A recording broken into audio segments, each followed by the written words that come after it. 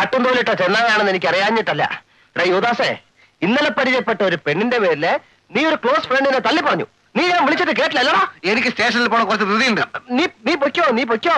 എനിക്ക് വികാരങ്ങളില്ല, മനുഷ്യത്വം തീരെയില്ല, കള്ളന്മാരെ കടിച്ചീറാൻ നിൽക്കുന്ന ഒരു സിംഹമാണ് ഞാൻ എന്നൊക്കെയാണോ പറഞ്ഞേ?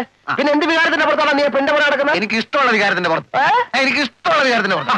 അങ്ങനെ സൗകര്യമുള്ള വികാരത്തിന്റെ പുറത്താണ് സാർ നടപ്പെങ്കിൽ നിന്റെ തൊപ്പി ഞാൻ തെറിപ്പിക്കണം.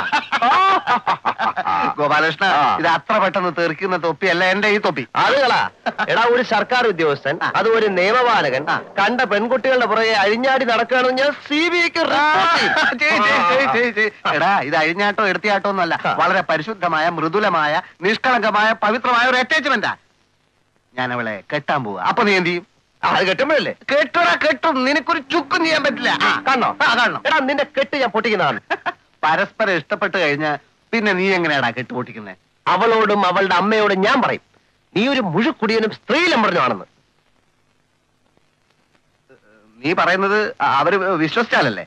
അതിന് ഞാനല്ലല്ലോ പറയുന്നത്. ഞാൻ ആൾക്കാർക്ക് കൂലി കൊടുത്ത് അവരെ കൊണ്ട് പറയിപ്പിക്കും. നീ അനാവശ്യം കാണിക്കുക. അപ്പൊ നിനക്ക് പേടിയുണ്ടല്ലേ? എങ്ങനെ വൃത്തികെട്ട മാർഗത്തിലൂടെയാണോ ആളുകളെ തോപ്പിക്കുന്നത്? മാർഗം എനിക്ക് പ്രശ്നമല്ല, ലക്ഷ്യമാണ് എന്റെ ഉന്നം. എന്താ നിന്റെ ലക്ഷ്യം? നീ അവളോട് പറ എന്റെ വീട്ടിൽ നിന്ന് ഇറങ്ങി തരാൻ. നിന്റെ കാമയല്ലേ? നീ അവളോട് പറ എന്റെ വീട്ടിൽ നിന്ന് ഇറങ്ങി തരാൻ. അത് എന്റെ ലക്ഷ്യം. അത് ഞാൻ പറഞ്ഞ അവര് അനുസരിക്കണ്ടേ? നീ കാമുകനല്ലടാ, അനുസരിക്കും. ഗോപാലകൃഷ്ണ, നീ വിചാരിക്കുന്നത് പോലെയല്ല കാര്യങ്ങളുടെ കടപ്പ്. ഞങ്ങൾ തമ്മിൽ ഒരു 50% അടുപ്പം മാത്രമേ ഉള്ളൂ. എന്ന് വെച്ചാൽ ആ കുട്ടിക്ക് ഇങ്ങോട്ടോ?